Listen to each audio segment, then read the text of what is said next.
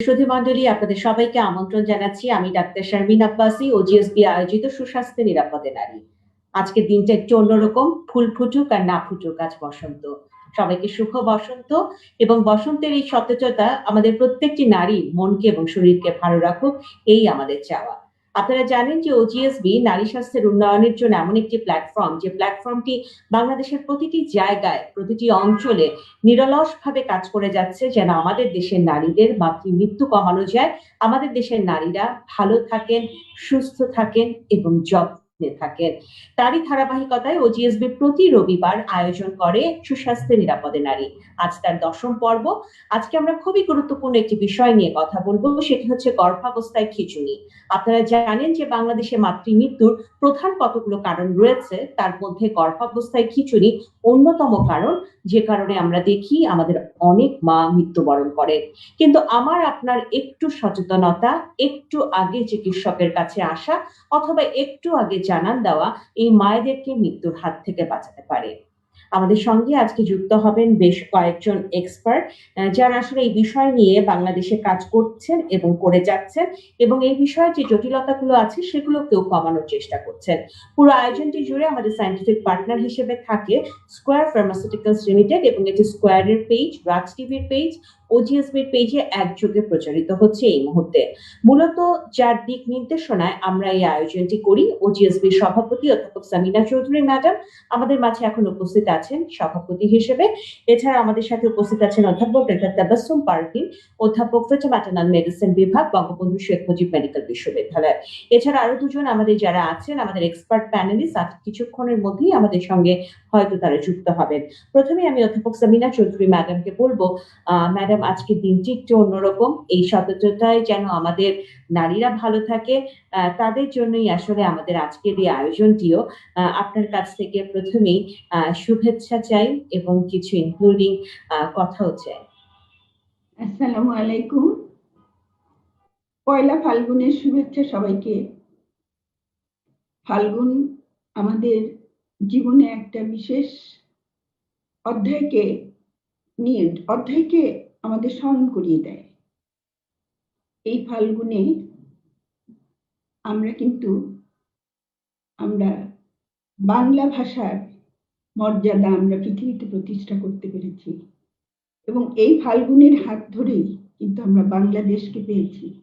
এই ফাল্গুনেই আন্তর্জাতিক মাতৃভাষা হিসাবে সব মাতৃভাষা মুক্তি পেয়েছে। এই মুক্তির আনন্দ আমাদের সবার কাছে যেন, সবার ঘরে যেন থাকে, সেই প্রত্যাশা নিয়ে আজকে আমরা অনুষ্ঠানটি শুরু করছি, যাতে আমাদের মাতৃমৃত্যুর হাত থেকে আমরা মুক্ত হতে পারি। এবং যার একটা প্রধান কারণ হলো গর্ভাবস্থায় খিঁচুনি। গর্ভাবস্থায় খিঁচুনি সম্বন্ধে বলতে গিয়ে যেটা বলতে হয়, এটা এমন একটি করুণ অবস্থা বা এত কঠিন একটা অবস্থার মধ্যে একজন নারী তাকে গর্ভাবস্থায় সেটাকে অনুভব করা থেকে শুরু করে কষ্ট, এবং সেই কষ্ট বয়ে যাওয়ার একটা কঠিন সংগ্রাম, জীবনকে নিয়ে বেঁচে থাকার একটা সংগ্রাম। এখানে একটা কথা বলতে চাই যে আমাদের দেশে মাতৃমৃত্যুর একটা বিশেষ কারণ হলো এই এক্লাম্পসিয়া বা গর্ভাবস্থায় খিঁচুনি। একটা জিনিস কি জানেন, যে খিঁচুনি যে এত কষ্টের, যখন যার সেই খিঁচুনি হয় সে বুঝতে পারে। এই খিঁচুনি যে এক্লাম্পসিয়া খিঁচুনি, একজনকে নারীকে প্রশ্ন করা হয়েছিল, উনি এক্লাম্পসিয়া থেকে বেঁচে ফিরে এসেছেন, কিন্তু উনি মনে করতে পেরেছেন যে সেই সময়ের কষ্টের কথা। তখন জিজ্ঞাসা করা হয়েছে যে তুমি বলো তো দেখি মা, যখন তোমার এরকম খিঁচুনি হয়েছিল তোমার কি মনে হয়েছিল, কেমন কষ্ট বোধ করেছিলে? তখন সেই মা উত্তর দেয়, পৃথিবীর মধ্যে যত কষ্ট আছে তার চেয়েও মনে হয় অনেক কষ্ট এই গর্ভাবস্থায় খিঁচুনি। তো আজকে যারা দর্শক আপনারা এখানে এসেছেন, আপনাদের জন্য আমরা হাজির করেছি দেশবরেণ্য কিছু চিকিৎসক। এদেশের স্বনামধন্য বিশেষজ্ঞগণ আপনাদের সামনে হাজির করেছি এবং OGSB প্রতি রবিবার এই সময়ে আপনাদের জন্য আমরা এখানে হাজির হই এবং আপনারা আমাদের সাথে সংযুক্ত থাকেন, আপনারা প্রশ্ন করবেন, আমরা উত্তর দেব এবং আমরা আপনাদের পাশে থাকতে চাই। তো এক্লাম্পসিয়া সম্বন্ধে আপনারা অনেক কিছুই জানবেন, তার মধ্যে আমি একটু ছোট্ট করে বলে নিতে চাই যে এক্লাম্পসিয়া রোগটি কিন্তু প্রতিকার করা যায়। কোনো কোনো দেশে এটা একদমই কমিয়ে এনেছে, এমনকি সেই দেশে দেখা যায় যে এক্লাম্পসিয়ায় তারা ভুগেই না, কারণ এক্লাম্পসিয়া হওয়ার আগে একটা প্রি এক্লাম্পসিয়া বলে একটা পর্যায়ে আছে, তখনই আমরা যদি এটাকে কন্ট্রোল করে নিতে পারি তাহলে আর এটা হয় না। সেটাই বা কন্ট্রোল করবো কেমন করে? তাহলে আমাকে গর্ভকালীন চেক আপে আসতে হবে। গর্ভকালীন চেক আপেই কিন্তু যেই স্বাস্থ্যকর্মীর কাছে যাবেন তিনি আস্তে আস্তে ব্লাড প্রেশার দেখে বা আপনার যে অসুবিধাগুলো, মাথা ব্যথা, এগুলো হয়তো অনেক কিছু আসে, সেগুলো শুনে উনি বুঝতে পারেন যে আপনি এক্লাম্পসিয়ার দিকে যাচ্ছেন, কাজে তখনই ব্যবস্থা নিলে আর সেই এক্লাম্পসিয়ার কষ্টের মধ্যে পড়তে হয় না। আর এক্লাম্পসিয়ার কষ্ট খালি শারীরিক মানসিক যন্ত্রণাই শুধু না, সেখানে দেখা যায় যে মাতৃমৃত্যুই খালি বড় কথা না, মা যদি বেঁচেও আসেন দেখা যায় যে বাচ্চাটি হয়তো বেঁচে নেই। তো সবকিছুই কষ্টের। তো সেই জন্যই আজকে আমরা এই কষ্ট থেকে কি করে মুক্তি পাবো, সবাই যদি আমরা একসাথে সব মায়েদেরকে, আমরা খালি মায়েদেরকে বুঝালে হবে না, পরিবারকে বুঝাতে হবে, স্বামী এবং শ্বশুর বাড়ির সবাইকে বুঝতে হবে যে এক্লাম্পসিয়ার মতন কঠিন রোগ যেন আমাদের ঘরের কোনো মা বোনদের না হয়। তো এই সংগ্রাম আমরা করছি। আজকে এই সংগ্রামে আমাদের সাথে যারা আসছেন তারা এই রোগটিকে নিয়ে সংগ্রাম করে যাচ্ছেন। আমি এই রোগটিকে যাতে দেশ থেকে নির্মূল করা যায় তার জন্য এখানে অনেকেই আছেন, একটু পরপর আপনারা জানবেন। আমি আপাতত এখানে আপনাদের কাছ থেকে বিদায় নিচ্ছি। এখন অন্যরা সবাই আপনাকে ওনাদেরকে প্রশ্ন করতে পারবেন। আমি শারমিন আব্বাসীকে বলবো যে তুমি অনুষ্ঠানটি চালিয়ে যাও। ধন্যবাদ ম্যাডাম, ধন্যবাদ আপনাকে আপনার ইন্ট্রোডাক্টরি বক্তব্যের জন্য। আসলে আমরা সবাই চাই যে প্রি এক্লেমশিয়া যেন আমাদের দেশ থেকে দূর হয় এবং মাতৃমৃত্যুর হারটিও কমে যায়।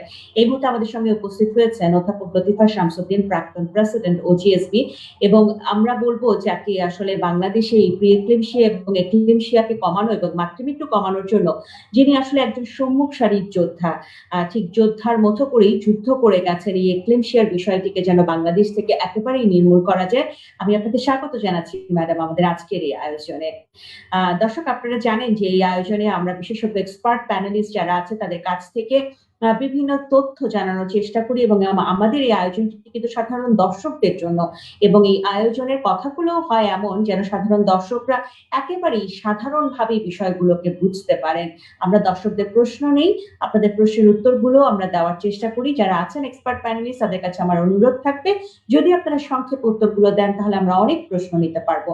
আমি প্রথমে শুরু করতে চাই অধ্যাপক লতিফা শামসুদ্দিন ম্যাডামকে দিয়ে। ম্যাডাম, আমরা দেখি যে খিচুড়ি একটি সমস্যা গর্ভাবস্থা, এবং এটি গর্ভাবস্থার যে কোনো সময় হতে পারে, এবং মাতৃমৃত্যু বাংলাদেশের মূলত যে কারণগুলোর জন্য হয় তার একটা বড় অংশ জুড়ে কিন্তু এখনো খিচুড়ি রয়ে গেছে। ঠিক সেই জায়গাটিতে যদি আপনি তুলে ধরেন যে ম্যাডাম আসলে কি কি কারণে গর্ভাবস্থায় একজন মায়ের খিচুড়ি হয় বা কখন আসলে মূলত এই সমস্যাটি বেশি দেখা দিতে পারে। একটু আনমিউট করে নিতে হবে ম্যাডাম। জি, ঠিক আছে ম্যাডাম। ধন্যবাদ, ধন্যবাদ তোমাকে আব্বাসী সুন্দর ইন্ট্রোডাকশনের জন্য। আসলে এক্লাম্পসিয়া রোগটা শুধু যে গর্ভকালীন অবস্থায় হয় তা না, ওইটা গর্ভতে হতে পারে, প্রসবের সময় হতে পারে, প্রসব পরেও হতে পারে। জিনিসটা এমনই ভয়াবহ যে এটা যে একবার দেখেছে এই খিচুনি সে জীবনে কখনো ভুলবে না যে হোয়াট ইজ এক্লাম্পসিয়া কাকে বলে। এই খিচুনিটা একটা আনকন্ট্রোলেবল খিচুনি হয় এবং এটা পা থেকে মাথা পর্যন্ত শরীরের সমস্ত মাংসপেশি সংকুচিত হয়ে যায়, আবার প্রসারিত হয়। এবং এই যে খিচুনির সময় তাদের এত শক্তি হয় শরীরে, যদি 10 জন লোকে ওকে ধরে রাখে যে ওই কষ্ট দেখা যায় না, তাকে শান্ত করবে কিন্তু পারবে না, কারণ এটা ইনভলেন্টারি কন্ট্রোল, মানে ওয়ার্ক চলতে থাকে তার বডিতে। এই খিচুনি সাধারণত গর্ভাবস্থায় হয় 50%, প্রসবাবস্থায় 20% প্রসবের পরে হয় 20%, মোট 100%কে ভাগ করে তাই দাঁড়ায়। তো গর্ভাবস্থায় সবচেয়ে বেশি হয় শীর্ষের দিকে, তবে 20 সপ্তাহের পর থেকে প্রসব পর্যন্ত একটা সময়, প্রসবের সময় একটা সময়, প্রসবের পরে আরেকটা সময়।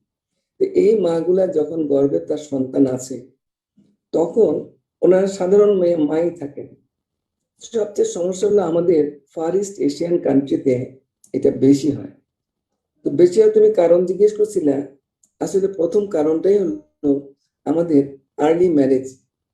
আমাদের বয়স হওয়ার আগেই, সন্ধি করার আগেই যখন মেয়েটা, এটা teenage pregnancy is most important, কারণ তখন ওর শারীরিক গঠন, সামাজিক মর্যাদাবোধ বা শ্বশুর বাড়িতে যে যে আনওয়ান্টেড অবস্থায় পড়ে সেগুলো ম্যানেজ করতে করতে তার মেন্টাল স্ট্রেস হয়, এবং এই স্ট্রেসের জন্য তার ব্লাড প্রেশার বেড়ে যায়। এবং ব্লাড প্রেশারটা 20 সপ্তাহ পর থেকে বাড়তে থাকে, এবং এটা যার কোনোদিন হয়নি তার হয় ফার্স্ট, আর যার আগে কোনো এক্লাম্পসিয়া ছিল তারও হতে পারে, অথবা আগে থেকে ব্লাড প্রেশার ছিল তারও হতে পারে। কাজে ব্লাড প্রেশার হলো সবচেয়ে বড় ইন্ডিকেটর অফ দিস এক্লাম্পসিয়া। তা আমাদের দেশে মেয়েদের দ্বিতীয় কারণই হলো এক্লাম্পটিক ডেথ। এমন এত প্যাথেটিক যে প্রথম প্রেগনেন্সিতে কিন্তু বেশি হয়। একটা 15, 16, 17 বছরের মেয়ে প্রথম প্রেগনেন্সি নিয়ে যখন আসে, তার যে খিঁচুনি শুরু হয় সেই খিঁচুনিটাই এক্লাম্পসিয়া মনে করো। তার যে মৃত্যু, এটা ওই ফ্যামিলির কাছে যে কি করুন সেটা ভাবা যায় না। এটা যুগ যুগ থেকে হয়ে যাচ্ছে। আমরা চেষ্টা করতেছি এটাকে কিভাবে আমার দেশ অন্তত কন্ট্রোল করতে পারে। তবে আমি আমার ওজিএসপি এবং আমার দেশের সবাইকে আমি বলবো, বাংলাদেশ কিন্তু ওয়ান অফ দা পার্ট পৃথিবীর মাঝে যে নাকি অনেক বড় কাজ করেছে। আমাদের এখন হসপিটাল গুলা পেশেন্ট আসলে কিন্তু আমরা ম্যানেজ করতে পারি। এখন আমরা চেষ্টা করতেছি গ্রাসরুট লেভেলে কিভাবে করা যায়। তো গ্রাসরুট লেভেলে যে আমাদের যে ওয়ার্কার আছেন তারাও এটা জানেন এবং তাদেরকে ট্রেনিং দেওয়া হয়েছে। তো সামিনা বলে গেছেন আগে যে সারা দেশ এটা নিয়ে তোলপাড়, কিন্তু এটা কন্ট্রোলেবল। এই কন্ট্রোলেবল রোগটাকে আমরা কন্ট্রোল করবো কি কি পথে, কেন হোক। আমি আসবো ম্যাডাম, এগুলো একটু আপনার কাছ থেকে বিস্তারিত শুনবো, কারণ আমরা আপনাকে এই বিষয়ের মাস্টার বলি। মাস্টারের কাছ থেকে আসলে আজকে বিস্তারিত আমরা শুনবো। আমি আসবো, আমি একটু ডাক্তার তাবাসসুম পারভিনের কাছে ঘুরে আসি। Doctor Tabassum Parvin madam, Latifa madam যেটা বলছিলেন যে eclampsia one of the important cause আমাদের প্রেগন্যান্সিতে খিচুড়ি হওয়ার জন্য, কিন্তু আপনারা তো হাই রিস্ক প্রেগন্যান্সি নিয়ে বিএসএর মধ্যে প্রতিনিয়ত কাজ করছেন ম্যাডাম। এক্লাম্পসিয়া ছাড়াও আসলে অন্য কোনো কারণে কি আর খিচুড়ি নিয়ে আমাদের নারীরা গর্ভাবস্থায় আমাদের কাছে আসতে পারে কিংবা আসে কিনা? হ্যাঁ, অবশ্যই। ইকলামশিয়া ম্যাডামরা যেমন বলছিল, আচ্ছা আমি শুরু করার আগে একটু আমার ফিলিংসটা একটু এক্সপ্রেস করতে চাই। আজকে সবাইকে ফাগুনের শুভেচ্ছা। আর এত ভালো লাগছে, আমার শ্রদ্ধায় মাথা নত হয়ে আসছে যে আমি আজকে এই স্ক্রিন শেয়ার করছি প্রফেসর লতিফা শামসুদ্দিন এবং প্রফেসর সামিনা ম্যাডামের সাথে, এবং তোমার মতো একটা ছোট্ট লক্ষ্মী এবং হাইলি ট্যালেন্টেড বোনের সাথে। আমাদের গুটি গুটি করে আমাদের যে যাত্রা, আমাদের মাতৃমৃত্যু কমানোর, সেই যাত্রার সংগ্রামী সৈনিকরা, আসলে অগ্রগামী সৈনিকরা আজকে আমাদের সাথে আছেন। প্রফেসর লতিফা শামসুদ্দিন ম্যাডামের কথা আমরা সবাই জানি, ম্যাক্সার্ফ নিয়ে কি রিভলিউশন হয়েছে বাংলাদেশে ওনাকে ঘিরে। তো তোমার প্রশ্নের উত্তরে আমি যদি যাই, হ্যাঁ, আমাদেরকে প্রেগন্যান্সিতে ইক্লাম্পসিয়াটা তো আমরা ধরেই নিচ্ছি যে এটা হলো মেইন কারণ আমাদের মাতৃমৃত্যুর, কিন্তু আমাদেরকে মাথায় রাখতে হবে যে আমাদের খিঁচুনি প্রেগন্যান্সিতে কেবলমাত্র ইক্লাম্পসিয়ার জন্যই হয় না। একদম স্পেসিফিক প্রেগন্যান্সির কারণে যে খিঁচুনিটি হয় এটি হলো ইক্লাম্পসিয়া। এর বাইরে কিন্তু অনেক কারণ আছে, যেমন ধরো খুব কমন যদি আমরা ধরি এপিলেপসি, এটার জন্য হতে পারে। যে কোনো ইনফেকশন, দেখো আমাদের আশেপাশে সব এখন করোনায় অনেক হাই টেম্পারেচার হচ্ছে, যে কোনো হাই ফিভারে কিন্তু কনভালশন হতে পারে। যে কোনো ইনফেকশন ব্রেইনে যেটাকে অ্যাটাক করে, লাইক ম্যানিনজাইটিস, এনকেফেলাইটিস, অথবা ব্রেইনে যদি কোনো টিউমার থেকে থাকে তারও কিন্তু খিঁচুনি হতে পারে। এছাড়া আর একটা খুব ইম্পর্টেন্ট জিনিস হলো, যদি প্রেগন্যান্সিতে দেখবে যে অনেক সময় প্রথম 3 মাসে খুব বমি হয়, হাইপারেমেসিস গ্রেভিডেরাম যেটাকে আমরা বলে থাকি, অত্যন্ত বেশি বমি করে, আমাদের মায়েরা খেতে পারে না। ওই সময় হয় কি রক্তে ইলেকট্রোলাইটস বা লবণের পরিমাণ কমে যেতে পারে, অথবা সুগারের পরিমাণ কমে যেতে পারে, যেগুলোকে আমরা মেডিকেলের ভাষায় হাইপোগ্লাইসিমিয়া বা হাইপোক্যালসিমিয়া বলে থাকি। এগুলো কিন্তু খিঁচুনির কারণ হতে পারে প্রেগন্যান্সিতে, যেটি প্রেগন্যান্সি স্পেসিফিক, মানে প্রেগন্যান্সির জন্যই হয়ে থাকে। এছাড়াও আরেকটি গুরুত্বপূর্ণ জিনিস আমাদের মাথায় রাখতে হবে, যেটাকে আমরা বেশিরভাগ সময়ই একটু অবহেলাই করে থাকি, সেটা হলো সাইকোসোম্যাটিক ডিসঅর্ডার বা হিস্টেরিয়া, যেটাকে আমরা বলে থাকি হিস্টেরিক কনভালশন। তো আমাদের অভিজ্ঞতায় আমরা কিন্তু এগুলোই মোটামুটি দেখে থাকি, প্রথমত এক্লাম্পসিয়া, তারপরে এপিলেপসি, দেন থার্ডলি কিন্তু আমাদের সাইকোলজিক্যাল যে ডিসঅর্ডার, পার্টিকুলারলি হিস্টেরিয়া, সেটাকে কনসিডার করতে হবে। এবং হিস্ট্রি তো খুবই ইম্পর্টেন্ট, যেগুলো আমি বলেছি, কারণটা ফাইন্ড আউট করাটা খুব জরুরি, যে কেন খিঁচুনি হচ্ছে, যাতে আমরা প্রপার ম্যানেজমেন্ট দিতে পারি। ধন্যবাদ শারমিন। ম্যাডাম, আমাদের সাথে অনেক সময় আমাদের স্টুডেন্টরাও যুক্ত থাকে। আমাদের একজন স্টুডেন্ট আপনার কাছে একটা প্রশ্ন করেছে যে এই যে এক্লেমশিয়ার কথাটা আমরা বলি, এটি কি আসলে গ্রামে না শহরে, আসলে কাদের মধ্যে বেশি দেখা যায় এই সমস্যাটি? এমন ও কোনো আচ্ছা, রিসার্চ আছে কিনা? না এরকম কথা নয়, আসলে এরকম কিছু রিসার্চ আমাদের হাতে নাই যেটা গ্রামেই বেশি হচ্ছে বা শহরে বেশি হচ্ছে। মোদ্দা কথাটা হলো কি, আধুনিক রাষ্ট্রগুলোতে যেমন ম্যাডাম বলছিলেন, এক্লাম্পসিয়া প্রায় উঠেই গেছে। ম্যানেজমেন্ট, মানে সঠিক সময় ডিটেকশন, যে আমি ধরতে পারছি যে এই পেশেন্টটা এক্লাম্পসিয়ার দিকে যেতে পারে, এটা খুব গুরুত্বপূর্ণ। ব্যাপারটা দাঁড়ায় যে শহরে যেহেতু এটা ডিটেকশন রেট বেশি, কাজে প্রিভেনশন এবং ম্যানেজমেন্ট করে আমরা যেমন জেনেছি, প্রি ইক্লাম্পসিয়া কিন্তু মেইন কারণ ইক্লাম্পসিয়া হওয়ার। তো প্রি ইক্লাম্পসিয়া স্টেজে যদি আমরা হ্যান্ডেল করতে পারি, ইট ইজ টোটালি প্রিভেন্টেবল বা নিয়ন্ত্রণযোগ্য একটি রোগ। তো ওইটা শহরে বেশি হয় বেসিক্যালি। তো গ্রাম শহর বলে কথা না, যে কেউ এটার ভিকটিম হতে পারে, প্রপার টাইমে ডায়াগনোসিসটা হয়তো বা শহরে একটু বেশি হয়। আসবো আপনার কাছে আমি আবারও। অধ্যাপক লতিফা শামসুদ্দিন ম্যাডাম, আমাদের কাছে প্রশ্ন এসেছে অনেক। আমাদের কাছে চট্টগ্রাম থেকে ফরিদা খাতুন, উনি আমাদেরকে প্রশ্ন করেছে যে বিষয়টি নিয়ে, সেটি হচ্ছে তার প্রথম প্রেগন্যান্সিতে তার এক্লেমশিয়া হয়েছিল।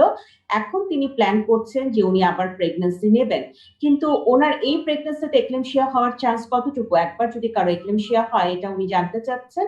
এবং দ্বিতীয়ত, এই প্রেগন্যান্সিতে যেন এক্লেমশিয়া না হয়, সেজন্য কি ওনার কোনো কিছু করার আছে কিনা? ভালো প্রশ্ন।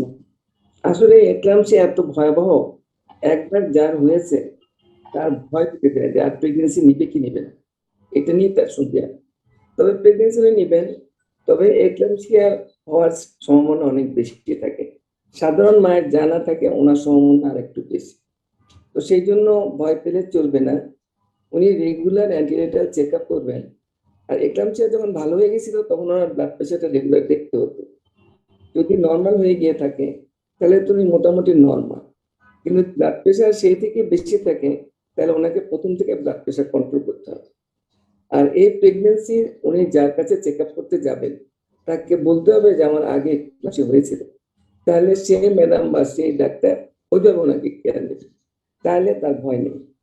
কারণ তার পূর্ণ বাচ্চা হতে পারে এবং বাচ্চা সুন্দর হতে পারে, উনি ভালো থাকতে পারে। তবে এক্লাম্পসিয়া এটা ওনার একটু বেশি থাকে।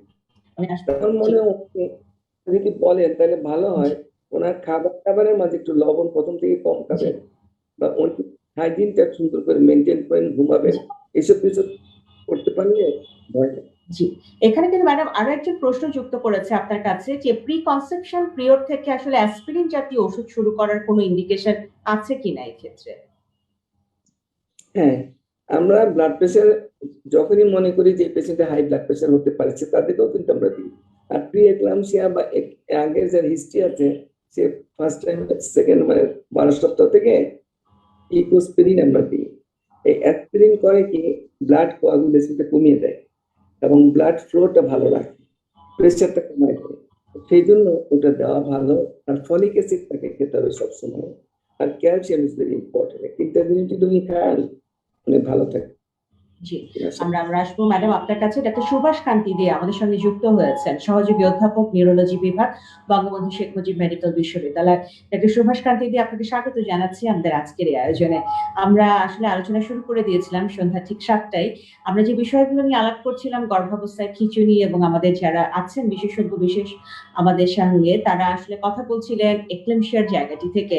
অনেক রোগীরাই আমাদের কাছে প্রশ্ন করেছেন ডাক্তার সুভাষ যে এক্লেমশিয়ায় যদি কোনো রোগী কোনো একটা সময় আক্রান্ত হন এবং তার রিকভারি ভালো হয়, লং রানে যেয়ে তিনি কি কোনো সমস্যায় পড়তে পারেন কিনা? বিশেষত যে জায়গাগুলোতে রোগীরা প্রশ্ন করেছেন যে তাদের পরবর্তী বয়সে স্ট্রোক হওয়ার সম্ভাবনা বেড়ে যায় কিনা, কিংবা পরবর্তী সময় তাদের হাইপারটেনশন নিয়ে অথবা হার্টের কোনো সমস্যা নিয়ে জীবনটি শেষ করতে হবে কিনা, এমন শঙ্কা অনেকের মনে রয়েছে। আপনি সেই জায়গাটা একটু পরিষ্কার করেন। আপনাকে ধন্যবাদ, এবং আর্ট টিভির যারা দেখছেন তাদেরকে ধন্যবাদ। আমাদের প্রথমে বুঝতে হবে তাহলে এক্লাম্পসিয়া অরিজিন কোত্থেকে। সেটা একটা প্রেগন্যান্সি ইনডিউসড আসলে ডিজিজ। কাজেই সে প্রেগন্যান্সি ইনডিউসড ডিজিজের টার্মিনেশন যখন প্রেগন্যান্সি হয়ে যাবে, ইউজুয়ালি এক্লেমশিয়ার যে হাইপারটেনশন সেটার থেকে তার কমপ্লিকেশন এবং তার টার্মিনেশন হয়ে যাওয়ার কথা। তবে এখন কথা হচ্ছে যে এরপরে কেউ কেউ যদি ইয়াতে থাকে, কি বলে, যদি তার কারো হাইপারটেনশন নতুন করে ডেভেলপ করে থাকে, তাহলে সেক্ষেত্রে ট্রিটমেন্টটা আসলে হাইপারটেনশন লাইনেই করতে হবে। কিন্তু এক্লাম্পসিয়া যখন টার্মিনেশন হয়ে যায়, ইউজুয়ালি তার থেকে কমপ্লিকেশন বা তার কনসিকুয়েন্সটা বন্ধ হয়ে যায়। তবে পরবর্তী প্রেগনেন্সিতে ম্যাডাম যেটা বলছিল যে জেনারেল পেশেন্টের থেকে তাদের আবার এক্লাম্পসিয়া হওয়ার সম্ভাবনাটা একটু বেশি থাকে। জি, আমি আসবো আপনার কাছে আবারও।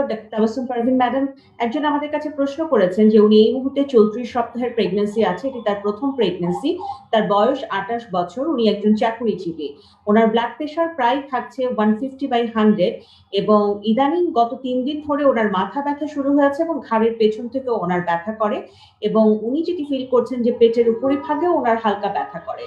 উনি জানতে চেয়েছেন এটি কি ঘুম কম হচ্ছে সেই জন্য, পেটের উপরিভাগের ব্যথা কি তার ব্লাড প্রেশার বাড়ার জন্য হচ্ছে, নাকি এটি অন্য কোনো কারণে হচ্ছে? একটু আনমিউট করে নেবেন ম্যাডাম। ধন্যবাদ শারমিন। হ্যাঁ, যিনি বলেছেন 150/100, আশা করছি উনি কোনো একজন স্ত্রীরোগ বিশেষজ্ঞের তত্ত্বাবধানে রয়েছেন। যখন ওনার একটি ড্রাগস উল্লেখ করেছেন ম্যাডাম, উনি সারডোপা খাচ্ছেন এই মুহূর্তে 2 বেলা করে, আমাদেরকে জানিয়েছেন। আচ্ছা, একটা ব্যাপার হয়েছে কি, প্রেগন্যান্সিতে উচ্চ রক্তচাপ কিন্তু বিভিন্ন ধরনের হয়ে থাকে। একটা হলো প্রেগন্যান্সিতে বেড়েছে প্রেশারটা, যেটাকে আমরা জেস্টেশনাল হাইপারটেনশন বলি, কিন্তু প্রি ইক্লাম্পসিয়া নয়, মানে বিভিন্ন রকমের যে অর্গানগুলো এফেক্টেড হয় প্রেশারের জন্য সেগুলো এখানে নাই। আর একটা হলো প্রি ইক্লাম্পসিয়া, যেটা নিয়ে আমরা বারবার কথা বলছি যে প্রি ইক্লাম্পসিয়া থেকে ইক্লাম্পসিয়ার দিকে যেতে পারে। আর একটা হলো ক্রনিক হাইপারটেনশন, মানে আগে থেকেই ছিল। তো উনার এটাকে ক্যাটেগরাইজ করতে হবে যে উনি কোন টাইপের উচ্চ রক্তচাপের সমস্যায় ভুগছেন, কারণ প্রতিটার প্রগনোসিস কিন্তু আলাদা, মানে তার আউটকামটা একটু ডিফারেন্ট। তো আমি একটু চিন্তিতই আসলে ওনাকে নিয়ে, যেহেতু উনি যে কমপ্লেইন গুলো করেছেন, মাথা ব্যথা, উপরের পেটের ব্যথা, এগুলো তো শুধু কেবলমাত্র প্রি ইক্লাম্পসিয়াকে ইন্ডিকেট করে না, এটাকে ইন্ডিকেট করে যেটা সিভিয়ার ফর্মের প্রি ইক্লাম্পসিয়া, যেটা কিন্তু কমপ্লিকেশনের দিকে চলে যেতে পারে। আমরা ইক্লাম্পসিয়া নিয়ে বারবার কথা বলছি, প্রি ইক্লাম্পসিয়ার জটিলতা যে কেবল ইক্লাম্পসিয়া তা কিন্তু নয়, বিভিন্ন রকমের জটিলতা হয়, স্ট্রোক থেকে শুরু করে লিভার ফেলিয়ার থেকে শুরু করে রক্ত জমাট বাঁধার সমস্যা থেকে শুরু করে বিভিন্ন রকমের জটিলতা কিন্তু প্রি ইক্লাম্পসিয়াকে ঘিরে থাকে। কাজেই খুবই দ্রুত ওনাকে চিকিৎসকের শরণাপন্ন হতে হবে।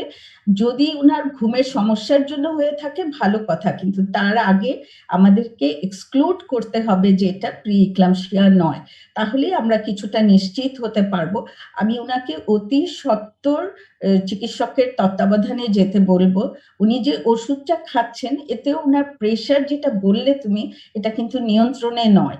এটা আমরা বলি যে 140-এর নিচে আনতে হবে কমপক্ষে, উপরেরটা, নিচেরটা 90 বা তার নিচে নিয়ে আসতে হবে। সো আমি মনে করি যে ওনাকে ইমিডিয়েটলি একজন স্ত্রীরোগ বিশেষজ্ঞের তত্ত্বাবধানে আসতেই হবে। বিভিন্ন পরীক্ষা এক্ষেত্রে আমি নিরীক্ষারও একটু প্রয়োজন আছে। হাইপারটেনসিভ নিয়ে আপনার কাছে জানতে চাই ম্যাডাম, যে সারডোপা ওষুধটি একটা সময় ব্যবহার করা হতো, কিন্তু এখন যদি আমরা বলি যে ফার্স্ট লাইন ড্রাগ আসলে এই ধরনের ম্যানেজমেন্টের জন্য আসলে আমরা কোন ওষুধটি সহজভাবে প্রেসক্রাইব করি, বা যারা ঢাকার বাইরেও আমাদের শুনছে বিভিন্ন চিকিৎসকরা, তাদের জন্য আসলে আপনার উপদেশ কি থাকবে? হ্যাঁ, খুব ভালো প্রশ্ন শারমিন। আমরা সারডোপাটা আসলে টাইম টেস্টেড ড্রাগ। হ্যাঁ, এই ওষুধটার অনেক ব্যবহৃত হয়েছে প্রেগন্যান্সিতে, বিশেষ করে শিশু হওয়ার পরে সারডোপা তার বাচ্চার উপরে কোনো ইফেক্ট আছে কিনা এই পর্যন্ত স্টাডি আছে। কিন্তু সমস্যাটা আছে সারডোপাকে নিয়ে যে এটা খুব ভালো উচ্চ রক্তচাপকে নিয়ন্ত্রণ করে না, এবং কিছু কিছু সময় কিছু সাইকোলজিক্যাল ডিপ্রেশন হয়, রক্তেও কিছু প্রবলেম দেখা দেয়। এইসব কারণে এখন আমাদের সামনে যেটা সেটা হলো ল্যাবিটোলোল। যে ল্যাবিটোলোলটা খুব ভালো একটা ড্রাগস হিসাবে ধরা হয়, এবং এটার সুবিধা হলো যে এটার সাইড ইফেক্টস বা পার্শ্ব প্রতিক্রিয়া নাই বললেই চলে, এবং খুব সুন্দরভাবে এটা প্রেশারকে বা উচ্চ রক্তচাপকে নিয়ন্ত্রণ করতে পারে। ল্যাবিটোলোলের আর একটা সুবিধা হলো যে এটা অনেক হাই ডোজ পর্যন্ত আমরা কিন্তু ইউজ করতে পারি। তো ল্যাবিটোলোল ওষুধ প্রয়োগের নিয়মটা হলো উচ্চ রক্তচাপের যে কোনো রক্তচাপের ওষুধ ম্যাক্সিমাম ডোজ দিতে হবে। ওটাতে যদি আমাদের টার্গেট লেভেল রিচ না করে তখন আমরা সেকেন্ড ড্রাগসে আসতে পারি, যেটা এখন নিফিডিপিনকে পছন্দ করা হয়। তবে কেউ যদি সারডোপা ইউজ করতে পারেন, কিন্তু এই জিনিসগুলো মাথায় রেখে করতে হবে আর কি। ধন্যবাদ শারমিন। ধন্যবাদ ম্যাডাম, আপনার সুন্দর উত্তরের জন্য। নিশ্চয়ই একটা দিক নির্দেশনা পেয়েছে আসলে ঢাকার বাইরেও যারা শুনছে আমাদের কাছে তাদের জন্য। আমি একটু লতিফা ম্যাডামের কাছে যেতে চাই। ম্যাডাম নরসিংদী থেকে একজন চিকিৎসক আমাদের সঙ্গে যুক্ত হয়েছেন, এবং তিনি বলেছেন যে এক্লেমশিয়া বা খিঁচুনি রোগী হলে আসলে এক ধরনের কমপ্লিকেশনে পড়তে হয়, সেটি হচ্ছে এই রোগীটি আমরা রেফার করব কোথায়।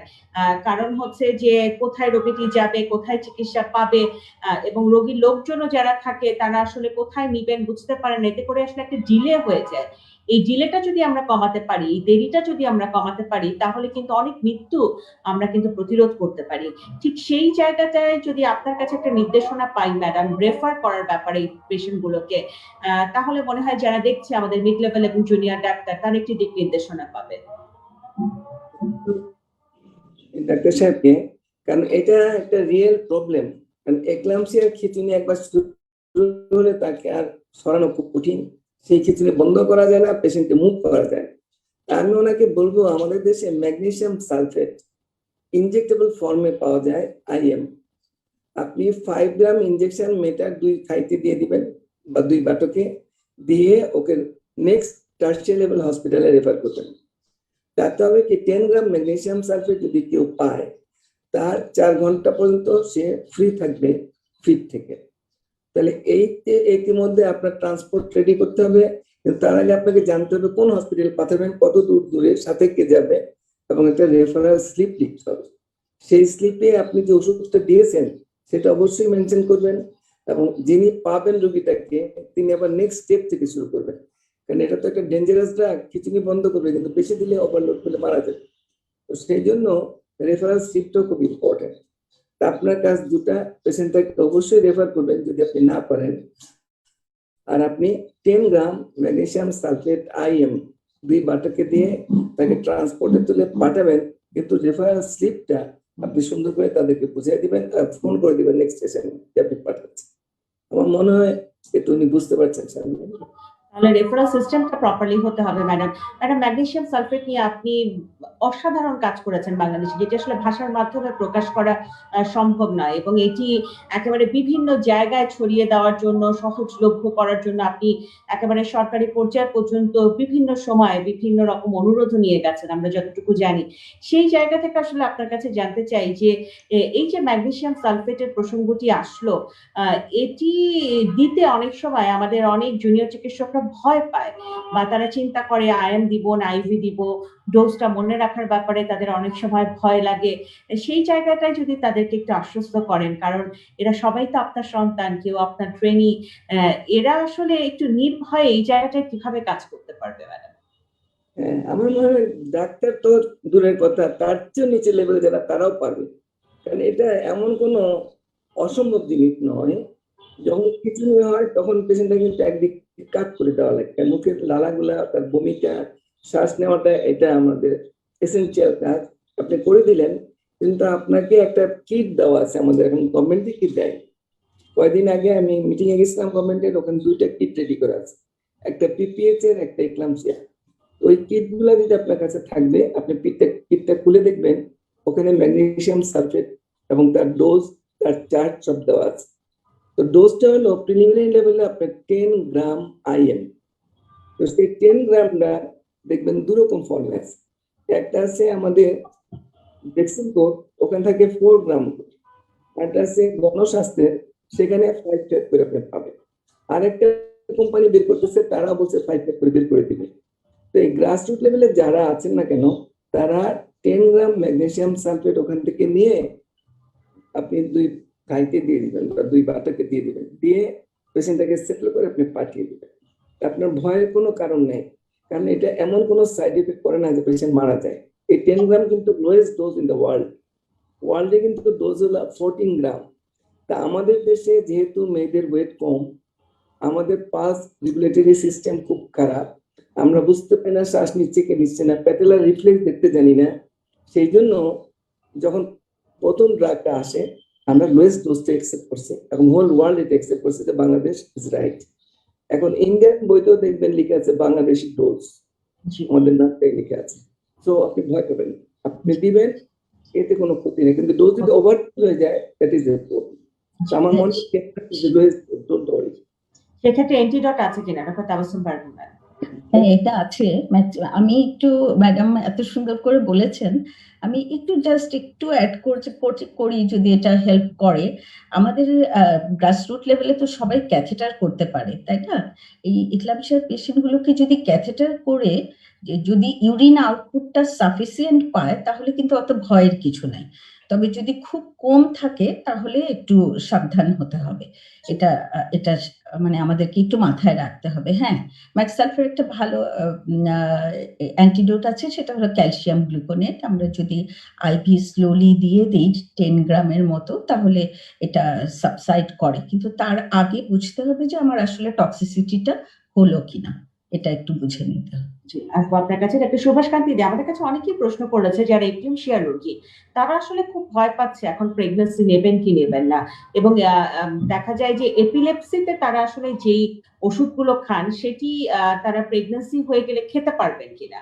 এক্ষেত্রে আসলে আপনার টিপস কি থাকবে? যাদের এপিলেপসি আছে তারা কি প্রেগন্যান্সি নিতে পারবেন?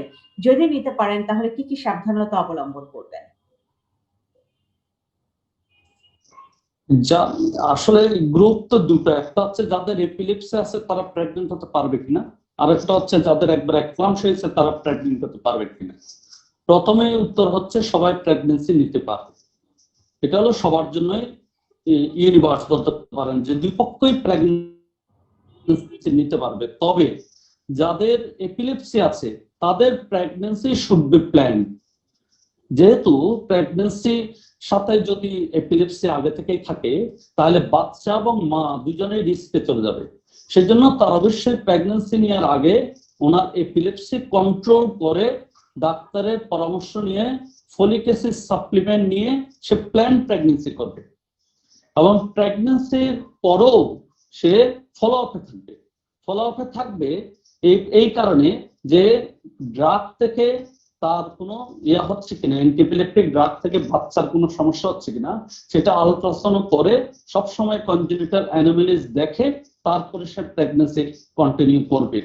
তবে আমি আবার বলছি যে প্রেগনেন্সি যাদের প্রেগনেন্সি যারা নিতে চায়, যাদের এপিলেপসি আছে, এটা অবশ্যই প্ল্যান্ড হতে হবে, তাহলে রোগীর কমপ্লিকেশন এবং বাচ্চার কমপ্লিকেশন কম হবে। এবং তার ড্রাগ সিলেকশনও অবশ্যই সে প্ল্যান হতে হবে। কারো যদি এখানে ড্রাগ সিলেকশন আগে থেকে ভ্যালকুলেট পায়, তাহলে এটা উইথড্র করার চেষ্টা করে অন্য ড্রাগে শিফট করা যেতে পারে। তবে কথা হচ্ছে যেখানে প্রাইম ইম্পর্টেন্স হচ্ছে যে তার কনভালশন বন্ধ থাকা লাগবে। সেটা যদি ভ্যালকুলেট দিয়ে বন্ধ থাকে, অনেক ক্ষেত্রে সেটাও কন্টিনিউ করা লাগতে পারে। যদি যে সেফ ড্রাগ যেগুলো প্রেগনেন্সিতে আছে, যেমন লেভোট্রিজিন, লেভিটাইরাস্টাম, এগুলো দিয়ে যদি কোনো কারণে তার কিছু নিয়ে কন্ট্রোল না হয়, তাহলে কিন্তু তার ওই যে ড্রাগ টেরাটোজেনিক ইফেক্ট করে সেটা দিয়েই কন্টিনিউ করতে পারে। তবে সেক্ষেত্রে যেহেতু তেরাটোজেনিক ইফেক্টের চান্সটা একটু বেশি থাকবে, সেজন্য তার রেগুলার ফলো আপে থাকবে, যাতে তার কনজেনিটাল যখন অ্যানোমালিস হবে সে যেন আর্লি ডায়াগনোসিস করতে পারে। এবং অনেক ক্ষেত্রে যদি কনজেনিটাল ডিফেক্ট যদি 20 উইকস এর আগে যদি ডায়াগনোসিস হয়, তাহলে সেক্ষেত্রে টার্মিনেশনের চিন্তা করতে হবে। আর যদি কোনো অ্যানোমালিস না থাকে, তাহলে অবশ্যই সে প্রেগনেন্সি কন্টিনিউ করবে।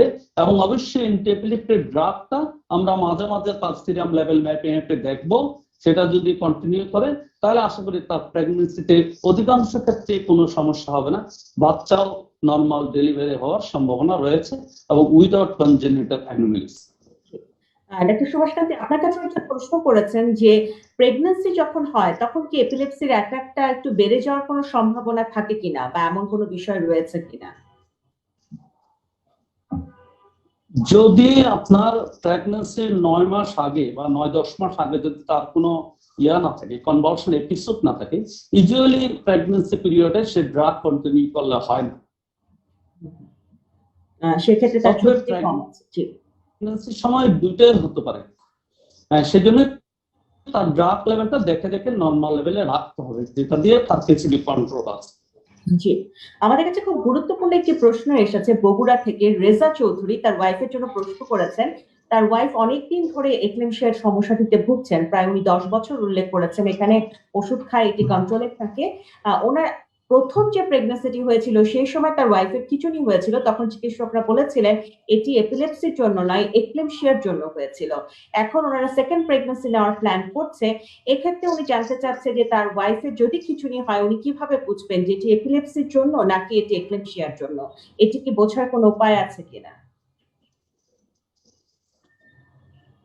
অবশ্যই উপায় আছে। সেক্ষেত্রে তো তার আগে প্রি এক্লাম্পসিয়া হবে, সরাসরি এক্লাম্পসিয়াতে যাবে না। প্রি এক্লাম্পসিয়া যখন হবে সে ট্রিটমেন্ট কন্টিনিউ করবে যাতে সেটা এক্লাম্পসিয়ার দিকে না যায়। ম্যাডামরা আগেই বলেছে যে এক্লাম্পসিয়া প্রিভেন্টেবল যদি ট্রিট করতে পারে, কাজে যখন সব প্রি এক্লাম্পসিয়া হবে, সাইন সিম্পটম আসবে, তখন অবশ্যই সে প্রপার ট্রিটমেন্ট করবে যাতে সেটা এক্লাম্পসিয়ার দিকে না যায়, তাহলে তার প্রেগন্যান্সিতে সেফ থাকবে। জি, আমি একটু যুক্ত করতে চাই। ডাক্তার তাবাসসুম পারভিন ম্যাডাম, আপনি কি কিছু এখানে যুক্ত করতে চাচ্ছেন?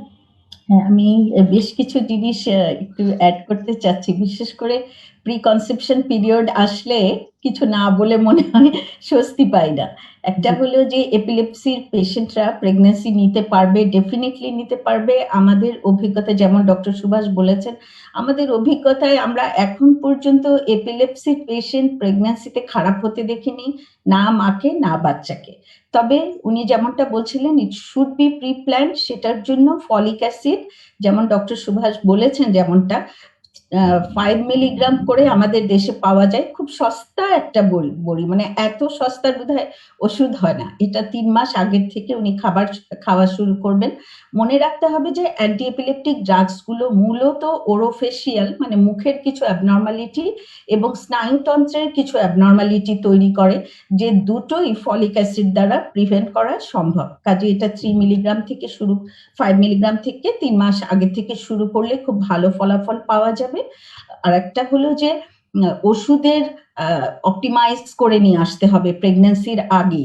বলা হয়েছে যে যদি মাল্টিপল ড্রাগস পায়, অনেক সময় 2-3টা ড্রাগস পেয়ে থাকে, সেইগুলোকে কমিয়ে সিঙ্গেল ড্রাগসে আনা যায় কিনা এটা একটু দেখতে হবে। আমাদের আরেকটা কথা মনে রাখতে হবে যে পুরনো যত ড্রাগস গুলো আছে এপিলেপসির জন্য সবই প্রেগন্যান্সি ক্যাটাগরি ডি, মানে একেবারে ডকুমেন্টেড যে অ্যাবনর্মালিটি হয়। কিন্তু নতুন কিছু ড্রাগ যেগুলো এসছে, লেভোটেরাসিটাম, তারপর অন্যান্য যেগুলো ডক্টর সুভাষ বললেন, এগুলো প্রেগন্যান্সি ক্যাটাগরি সি। সো ওইগুলোতে কনভার্ট করা যায় কিনা সেটা দেখতে হবে। লোয়েস্ট ডোজ যেটা সম্ভব, যেটা দিয়ে তার কনভালশন কন্ট্রোল করা সম্ভব, সেটাতে ওনাকে সুইচ করতে হবে। এবং রিপিটেড যদি কারো কনভালশন হতে থাকে এপিলেপসির, তাহলে তার কিন্তু প্রেগন্যান্সি ওই সময় অ্যাভয়েড করাটাই ভালো। ওয়েল কন্ট্রোলড হয়ে যদি একটা মা প্রেগন্যান্সি নেন তাহলে কিন্তু কোনো রকম সমস্যা নয়। আরেকটা জিনিস যেটি আমাদের বগুড়া থেকে জানতে চেয়েছিলেন উনি, এটা কিন্তু কনফিউশনের তেমন কোনো ব্যাপার থাকবার কথা নয়। এই ইন্টার প্রেগনেন্সি ইন্টারভেলে তার যদি খিঁচুনি হয়ে থাকে তাহলে it goes in favour of epilepsy. আর ইক্লামশিয়ার খিঁচুনি কিন্তু প্রেগনেন্সির বাইরে হবে না, কাজে এটা খুব সহজেই বোঝা সম্ভব। এবং উনার যদি উচ্চ রক্তচাপ থেকে থাকে বা অন্যান্য কিডনির সমস্যা, এসএলই জাতীয় সমস্যা এগুলো থাকে, তাহলে সে রিস্কে আছে যে পরবর্তী প্রেগন্যান্সিতে তার ইক্লামশিয়া হওয়ার ঝুঁকি আছে। কাজে খুব সহজেই কিন্তু ডিফারেন্সিয়েট করা সম্ভব শারমিন যে এটা ইক্লামশিয়া না এপিলেপসি। তাবাসসুম ম্যাডাম, আরেকটা প্রশ্ন এসেছে আমাদের কাছে রাজশাহী থেকে একজন প্রশ্ন করেছেন যে এক্লেমশিয়ার চিকিৎসায় আমরা বিভিন্ন টোটকা চিকিৎসার কথা শুনি, যেমন নাকের মধ্যে শুকনো মরিচ দেওয়া অথবা তাদেরকে ধাক্কাধাক্কি করা অথবা বেঁধে রাখা, এগুলোর কি আসলে কোনো ধরনের প্রভাব আছে কিনা এক্লেমশিয়া রোগীকে কন্ট্রোল করার জন্য? না, এটা তো বরং উল্টোটাই হতে পারে। আমরা কি করি, ইক্লামশিয়া পেশেন্টকে একটা কাম কোয়াইট অন্ধকার একটু রুমে রাখা হয় যেন বাইরের সাউন্ডটা না আসে, কোনো রকম স্টিমুলেশন না হয়, কারণ সমস্যাটা কিন্তু ব্রেইনে, সেরিব্রাল ইডিমা হয়ে ব্রেইনে কিছু চেঞ্জ হওয়ার জন্য ইক্লামশিয়া হচ্ছে। কাজেই তাকে যতটা শান্ত রাখা যায়, দেখো আমরা ওষুধ দিচ্ছি হলো ম্যাক্সাল, মানে কনভালশন, খিঁচুনিটাকে বন্ধ করবার জন্য। তো সেই ক্ষেত্রে আমি যদি মরিচ পোড়া দিচ্ছি বা অন্যগুলো দিচ্ছি, এটা কিন্তু তার কনভালশনটাকে আরো স্টিমুলেট করতে পারে। তো সেই কারণে এখানে আসলে সচেতনতার প্রয়োজন। ডাক্তার হিসেবে আমরা সবাই বুঝতে পারছি যে এগুলো কোনোভাবেই কোনো ভালো রেজাল্ট তো দিবেই না, বরং অনেক ক্ষতিকারক হতে পারে। কিন্তু জনসাধারণকে বোঝার জন্য আসলে এইরকম প্রোগ্রাম আরো হতে হবে, আরো রুট লেভেলে আমাদের সচেতনতাটা তৈরি করতে হবে। ধন্যবাদ। আপনাকে ধন্যবাদ। লতিফা ম্যাডামের কাছে যেতে চাই। এখনো অনেকে প্রশ্ন করে ম্যাডাম বেঁধে রাখবে কিনা এক্লেমশিয়া হলে। সত্যিকার অর্থেই আমাদেরকে মনে করিয়ে দেয় যে আমাদের অ্যাওয়ারনেস এর জায়গাটি এখনো আসলে অনেক দূর পর্যন্ত পৌঁছাতে হবে, অনেক এই বিষয়ে কথা বলতে হবে। লতিফা ম্যাডাম, আপনার কথার প্রেক্ষিতে একজন আমাদের কাছে প্রশ্ন করেছে, মারুফা দে, তার বয়স এই মুহূর্তে 17 বছর, তার মায়ের এক্লেমশিয়ার হিস্ট্রি ছিল, তার বিয়ে হয়ে গেছে। সে বলেছে যেহেতু আমার বয়স এখনো 18 হয়নি, এখন কি আমি প্রেগন্যান্সি নিলে আমার খিঁচুনি হওয়ার ঝুঁকি অতিরিক্ত?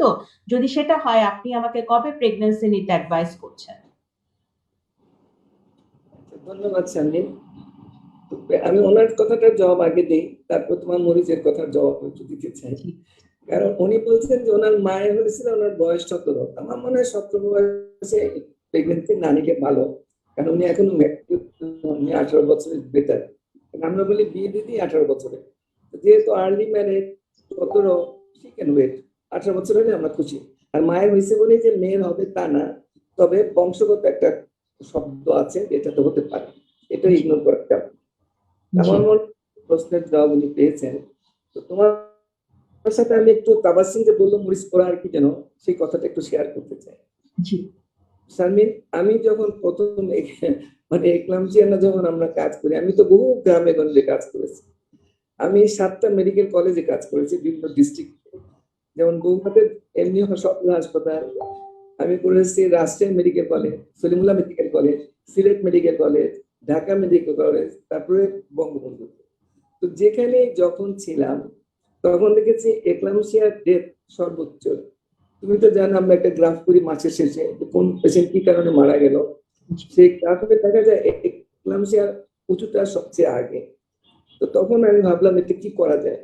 তো দেখি গ্রামে গঞ্জে তখন নাকি এক্লাম্পিক ফিট হয়, তখন মৌলভী সাহেবরা বলেন বা আমাদের লোকাল বিধি হলো যে কোনো একটা জিন বা ভূত তাকে ধরেছে, আর কেউ বলে এটা মেয়েটার ভান, শ্বশুরবাড়ির লোকটা। তো আমাদের সামাজিক যে অবস্থা সে পরিপ্রেক্ষিতে ওনারা হয়তো বলেন, তখন তাকে সংজ্ঞা ফেরানোর জন্য ওই নাকে মরিচ পোড়াটা দেয়।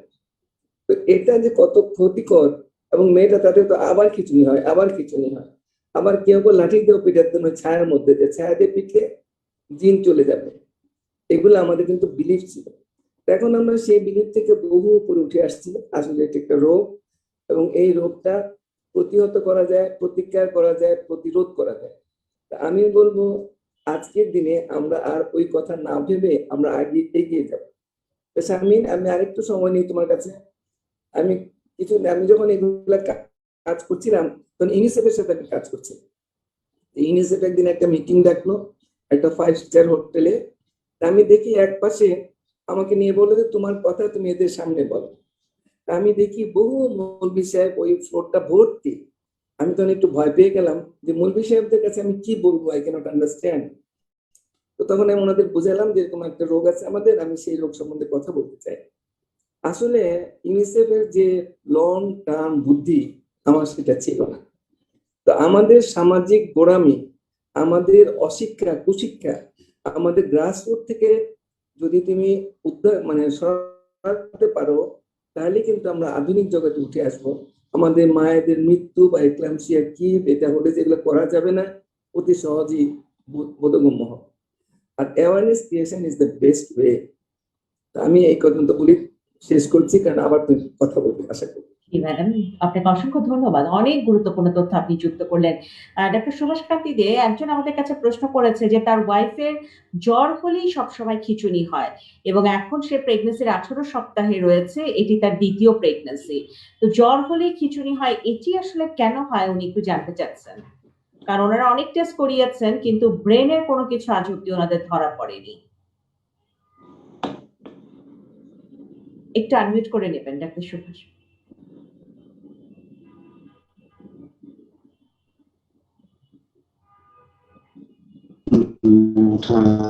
আচ্ছা, জ্বর হলে খিঁচুনি হয়, সে এই কনভালশনটা আসলে আলাদা একটা গ্রুপের কনভালশন, সেটা হচ্ছে ফিব্রাইল কনভালশন বলে। ইউজুয়ালি এগুলো বাচ্চাদের বেশি হয়। যদি অ্যাডাল্টের অবস্থায় এরকম জ্বর হয়ে খিঁচুনি হয়ে থাকে, তাহলে আমার মনে হয় যে ওনার সঠিকভাবে আসলে ইভালুয়েট করতে হবে যে লং টার্ম কোনো ইনফেকশন থেকে উনি ভুগছে কিনা। সেটা মেনিনজাইটিস হতে পারে, মেনিনজাইটিসের টিউবারকুলার মেনিনজাইটিস হতে পারে। সেটা আসলে ওনার ব্রেনের ইমেজিং করে আমাদের স্ক্রুট করতে হবে, যেহেতু জ্বর ফিব্রাইল কনভালশন ইউজুয়ালি বাচ্চাদেরই হয়। এবং এই ফিব্রাইল কনকে এরা যখন বড় হয়ে যায় তখন অনেকেরই কনভালশন চলে যায়, কিন্তু অনেকের আবার কিছু কনভালশন আছে তারা এপিলেপসি হিসেবে কন্টিনিউ করে। তো আমার কাছে ওনার কাছে আমার প্রথম পরামর্শ হচ্ছে যে যদি এরকম জ্বর হলে বারবার খিঁচুনি হচ্ছে, তাহলে ওনার অবশ্যই ব্রেন ইমেজিং করে অন্য কোনো কারণে ব্রেন ইনফেকশন আছে কিনা সেটা আগে এক্সক্লুড করতে হবে। এবং যেহেতু খিঁচুনি হচ্ছে, ওনার অ্যান্টিকনভালসেন্ট ড্রাগও আসলে নিতে হবে। সেই অবস্থা উনি প্রেগন্যান্সি হওয়ার আগে অবশ্যই খিঁচুনি কন্ট্রোল করবে, না হলে পরে উনি বিপদে পড়তে পারে প্রেগন্যান্সি নিয়ে। এটা যখন কন্ট্রোল হয়ে যাবে কনভালশন, প্রপার ডায়াগনোসিস এর ট্রিটমেন্ট হবে, যখন কনভালশন ফ্রি হবে তখনই উনি প্রেগন্যান্সি প্ল্যান করবে। এখন অবশ্য উনি 18 সপ্তাহের প্রেগন্যান্সি, অর্থাৎ উনি নিয়েছেন, এখন আসলে কিছু করার নেই। এক্ষেত্রে আপনার কোনো টিপস আছে কিনা সতর্কতামূলক, যে যেন ওনার পরবর্তীতে ঝামেলায় উনি না পড়েন এবারকার প্রেগন্যান্সিতে? জি লতিফা ম্যাডাম, আমি এখনো ওনার যদি জ্বর হলে খিঁচুনি হয়, আমার মনে হয় উনি একটা এমআরআই ব্রেন করতে পারে। এমআরআই ব্রেন করে ব্রেইনে যদি সেরকম কিছু না থাকে সেক্ষেত্রে উনি কন্টিনিউ করতে পারে। তবে যদি যা রিপিটেড যদি কনভালশন হয়, সেটা তো আসলে কনভালশনের মধ্যে আর থাকবে না, সেটা এপিলেপসিতে চলে যাবে। আমরা বুঝতে পেরেছি। কাজেই ওনার ড্রাগ সিলেক্ট করে অ্যান্টিকনভালসেন্ট ড্রাগ নিতে হবে। জি লতিফা ম্যাডাম কিছু বলতে চাচ্ছেন এই বিষয়ে? জি ম্যাডাম। আমি একটু অ্যাড করতে চাই যে ম্যাগনেসিয়াম সালফেট নিয়ে যখন আমরা প্রথম আসি দেশে, তখন কিন্তু 72 কান্ট্রিতে আমরা এটা ট্রায়াল দিয়েছিলাম, ওটা হলো ম্যাকপাই ট্রায়াল। ওই ম্যাকপাই ট্রায়ালের পরে আমরা আবার যখন শুরু করি তখন এফআইএমসি আমার সাথে ছিল। তো ওই সময় দেখা যায় ম্যাগনেসিয়ামের সালফেটের অ্যাপ্লিকেশন কি কি আছে, সেখানে এই কনভালশন যেটা তোমরা এখন বলছো, যদি কোনো কারণে হাই কনভালশন হয়, স্পেশালি অনেক বেশি জ্বর হলে ওদের খিঁচুনি হয় এবং সেই খিঁচুনিতে অনেক বাচ্চা মারাও যায়, তখন magnesium sulphate is the drug. তুমি যদি দিতে পারো, দ্যাট খিঁচুনি will be controlled in that time. পরে ইনভেস্টিগেশন করে দেখা যাবে যে কি হচ্ছে কি হয়নি।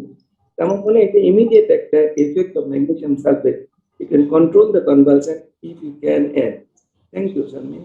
জি thank you madam. Tabassum madam, অনেকগুলো প্রশ্ন জমা হয়েছে আপনার জন্য, যদি একটু সংক্ষিপ্ত উত্তর দেন আমি অনেকগুলো নিতে পারবো। একজন আমাদের কাছে প্রশ্ন করেছে যে মায়ের যদি এপিলেপসি থাকে, সন্তানের এপিলেপসি হওয়ার কোনো সম্ভাবনা আছে কিনা?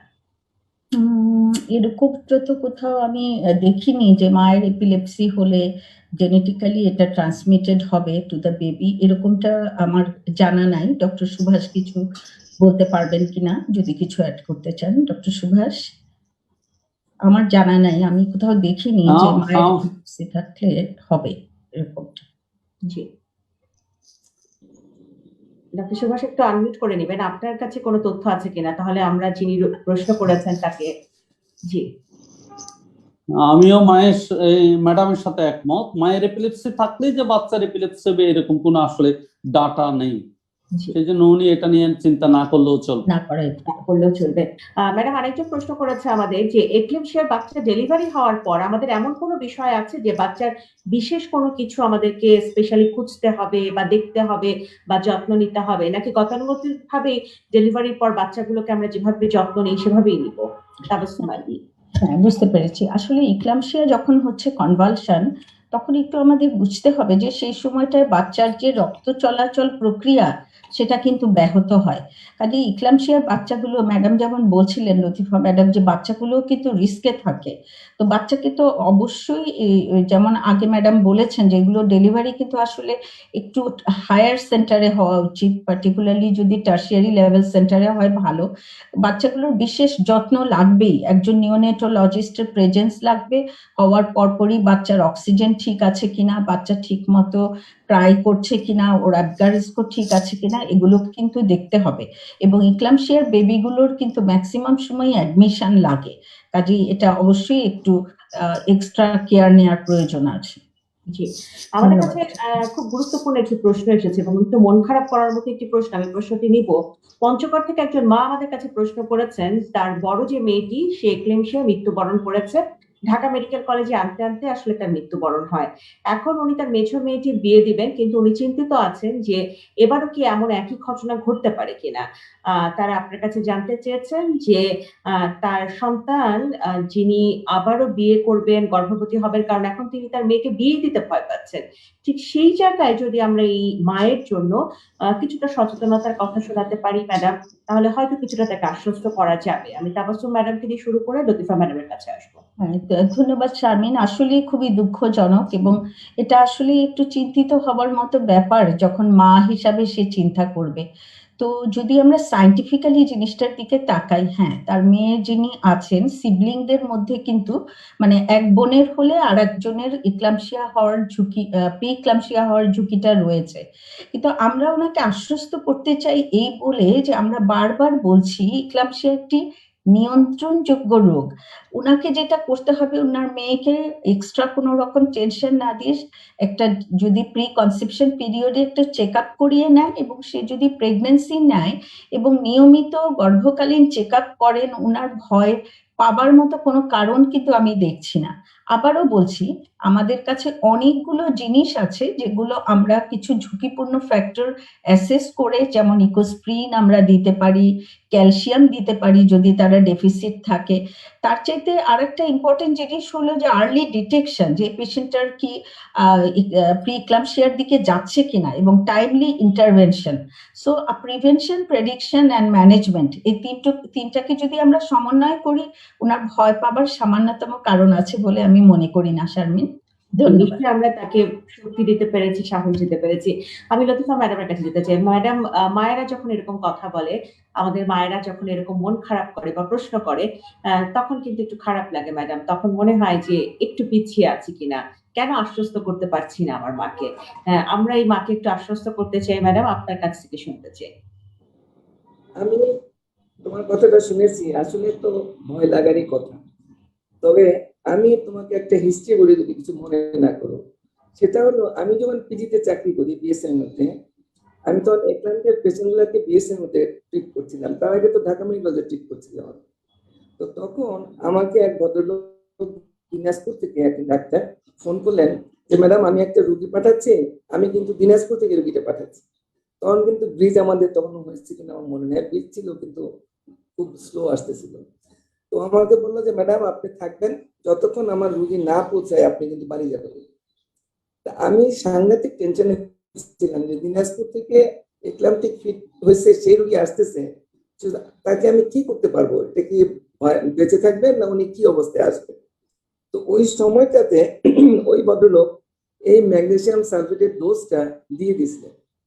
তো মহিলা যখন আমার কাছে পৌঁছলো, তখন দেখি ওই ভ্যাকসিন যে ম্যাক্সাদ তার ডোজ ওই ওখানে ঝুলতেছে, এবং সে এসে আমার দুয়ারে দাঁড়ালো, গেসের মধ্যে আমরা খুব তাড়াতাড়ি করে তাকে নিয়ে আসলাম উপরে। ওই পেশেন্টটা বেঁচে গেল। ওনার ছিল টুইন প্রেগনেন্সি এবং আসতে 4 ঘন্টা সময় লেগেছে। তা আমি বলতে চাচ্ছি এটা নিয়ে ভয় পেও না। Magsulph is such a wonderful drug যে এটা যদি বা কনভালশন হয় বা প্রি কনভালসিভ স্টেজেও যদি তুমি দাও, সিভিয়ার প্রি এক্লাম্পসিতে ইউ ক্যান অ্যাড, এবং পেশেন্টকে তুমি ট্রান্সফার করতে পারো, provided within 4 hours patient should be in the centre. আমার মনে হয় এখন বাংলাদেশের ট্রান্সপোর্ট সিস্টেম, রাস্তাঘাট এত সুন্দর হয়েছে যে এখন আমাদের মনে হয় অত ভয় পাওয়ার মতন কিছু নাই। ধন্যবাদ শানি। ম্যাডাম, আমরা একেবারে শেষ পর্যায়ে আছি। আমি শেষ পর্যায়ে আসলে আপনার কাছ থেকে কিছু আশার বাণী শুনতে চাই, কিছু আশার জায়গা নিয়ে কথা শুনতে চাই। যারা আমাদের এখনকার ট্রেনি আছে, মিড লেভেলের ডাক্তার আছে, মূলত এক্লেমশিয়া রোগীগুলো আসলে প্রথমত যাদের কাছে যায়, যারা একেবারে দিন রাত কাজ করে তাদেরকে সার্ভিস দেওয়ার চেষ্টা করে। আমি একটু জানতে চাই আপনার কাছে যে এই যে এক্লেমশিয়া, প্রি এক্লেমশিয়া মাতৃমৃত্যু যেন আমরা কমাতে পারি, আমাদের দেশে যেন অ্যাজ এ হোল মাতৃমৃত্যুর হারটি কমে, এবং আমাদের যে টেকসই উন্নয়ন লক্ষ্যমাত্রা বা সাস্টেইন ডেভেলপমেন্ট গোলের যে চিত্রটি সামনে বেঁধে দেওয়া হয়েছে সেটাতে যেন পৌঁছে যাওয়া খুব সহজ হয়। নিশ্চয়ই আপনার দীর্ঘদিনের এক্সপেরিয়েন্স, আপনি যেভাবে কথা বলবেন সেটি নিশ্চয়ই অনেকের জন্য একটি দিক নির্দেশনা হয়ে থাকবে। আপনার কাছ থেকে শুনতে চাই। ধন্যবাদ শানি। আমার কথা শুনতে পাচ্ছ? জি জি। আসলে এই মৃত্যুগুলো এত করুণ এবং এত ভয়াবহ, এত টাচি যে তুমি একবার ওই পেশেন্টকে ডিল করলে ভুলবে না। তা আমাদের আমি তো অনেক আগের, আমি 68 MBBS পাস করি ঢাকা মেডিকেল কলেজে। তখন আমাদের জন্য আমাদের ম্যাডামরা একটা ছোট্ট রুম রাখতেন অন্ধকার, রুগী থাকতো একটা বা দুটা আর একজন করে ডিউটি দিত। আমরা মনে করতাম তুমি দেখলে যেগুলো ভূত আমাদেরকে ধরবে, যে ওই রুমে ডিউটি করতো তার এরকমই ভয়াবহ অবস্থা মনে হতো। তো এইখানে আমাদের বিভিন্ন সময়ে বিভিন্ন রকম ড্রাগ আমরা ইউজ করছি। প্রথমে আমরা পেশেন্টকে ঘুমিয়ে রাখতাম, মরফিন দিয়ে ইঞ্জেকশন দিতাম, তারপরে মরফিন, প্যাথিডিন আর লান্টেকটিল, এটা দিয়েও রোগীটাকে ঘুম পাড়ানো রাখতো, কারণ এত খিচুনি কেউ সহ্য করতে পারে না, তার মধ্যে প্রেগনেন্ট। তারপরে ডোজ আসলো আমাদের ডাইজেপাম। ডাইজেপাম হলো সিডাক্সান, যেটা ওটা আমরা 40 মিলিগ্রাম পর্যন্ত আইভি দিয়ে পেশেন্টকে ঘুম পাড়িয়ে রেখে ট্রিটমেন্ট করতাম। আজকে দেখো আমাদের ঢাকা মেডিকেলে তোমরা যদি যাও দেখবে তার পাশে একটা রুম রয়েছে যেখানে রিকভারি রুম, আর্টের রুম আছে, এক্লামসিয়া রুম।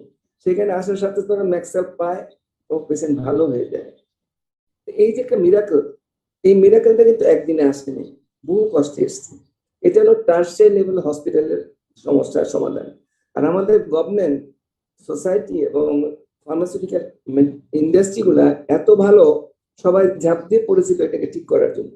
এবং এখন এই ড্রাগ গুলা প্রত্যেকটা পেরিফেরিতে পাওয়া যায়, এবং এই পাওয়ার জন্য একটা কিট করে দেওয়া হয়েছে যে যদি পেশেন্ট আসে কিভাবে তুমি ম্যানেজ করবে।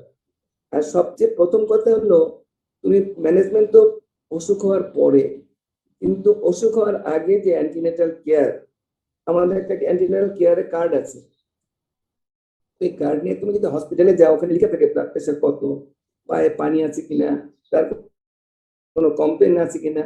এটা প্রতি মাসে চেক আপে যাবে, যার মনে হয় যে প্রি এক্লাম্পসিয়া পেশে আছে সেটা দেখেও তাকে ম্যানেজ করা যায়।